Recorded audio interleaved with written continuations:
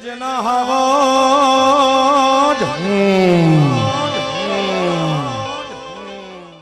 હોય તો માલધારી રસ્તો છોડીને હાલ્યો જાય, નકર સિંહ હાલ્યો જાય રસ્તે, માલધારી ઉભો હોય તો ઈ એકબીજા થોડી મર્યાદા રાખે.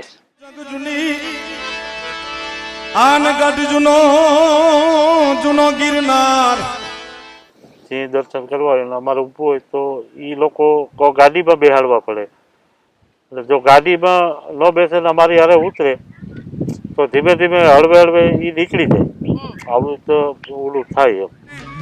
એમાં ચારણોના નેહડામાંથી અચાનક જ રીડ પડી, અવાજ આવ્યો કે હાવદ આવ્યો ભાગજો.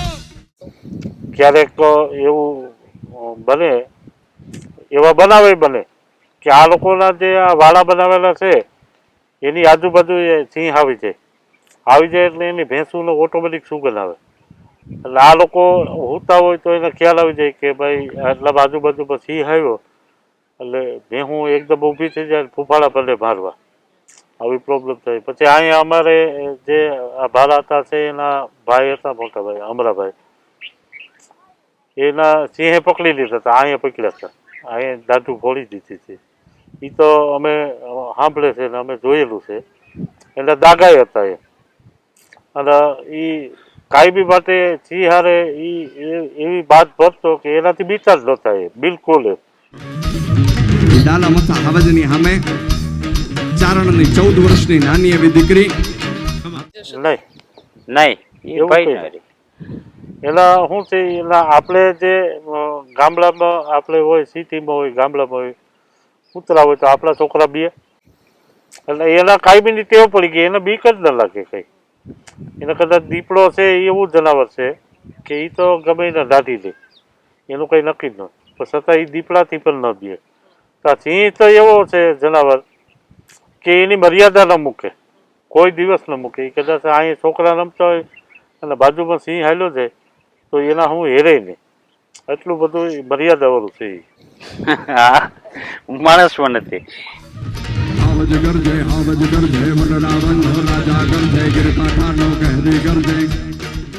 માણસના છેડા કરવાથી તો નો કાંઈ હુમલો કરે, પણ જાય એના જ મગજ ઉપર કોઈ બીજી અસર પડી હોય એને લીધેથી જ હુમલો કરી શકે. બાકી એ નકર તો અમે તો આમાં સિંહને હારે જ બધું ભરીએ છીએ. એક માલધારીના સંતાન તરીકે માલધારીના નેહડે મારા મોહાળમાં આવ્યો છું ત્યારે માલધારીને 54 નેસ છે આ ગીરના જંગલના. એ ચારણ પણ મીઠા મારા ચારણ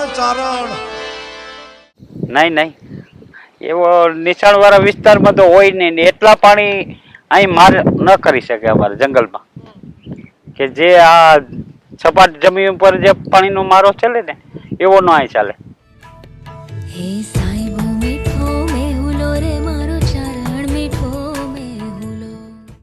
અહીંયા એ આખા સામે રહે, ઓનલાઈન કઈ નથી. અહીંયા 4-5 દી આવે, લેસન દઈને વૈયા જતા હતા.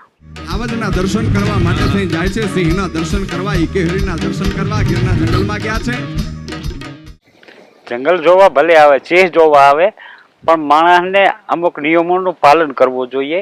કચરો ન નાખવો જોઈએ, જ્યાં ત્યાં પ્લાસ્ટિક વેરી જાય તે ન વેરવું જોઈએ. એમાં ચારણોના નેહડામાંથી અચાનક જ રીડ પડી, અવાજ આવ્યો કે હાવદ આવ્યો ભાગજો. કોઈ પણ આવે, રાષ્ટ્રપતિ આવે, આવા બધા બેન કોઈ રાજકીય આગેવાનો આવતા હોય તો આ લોકો લેસડામાં રહેતા હોય કે અમારા અધિકારીઓ નીકળે, અમારા નેતા નીકળે છે એટલે તમારે બારોબાર નહીં નીકળવાનું, અંદર લેસડામાં રહેવાનું, તમારી ભેંસો નહીં નીકળવા દેવાની, તમારા દૂધના વાહનો છે એ ટાઈમે બંધ રાખવાના, એ રોડ ઉપર નહીં નીકળવા દેવાના, કોઈ રજૂઆત કરવા નહીં ઉભવાનું, કોઈ અરજી દેવાની હોય તો ન દેવા દે. હમણાંનો પ્રશ્ન છે. હવે આ લોકોને પરમિશન નથી આપતા. પરમિશન આપે તો 3 દિવસની આપે. 3 દિવસમાં 10 ટ્રક ખાતર હોય તો 3 દિવસમાં કઈ રીતે હારી શકે? અહીંથી વેરાવળ જતું હોય, જુનાગઢ જતું હોય, તો હવે આ લોકોની રોજીરોટી છે. ભલે હવે આવું પ્રેશર કરે, દબાણ કરે એટલે આવી મુસીબત પડે.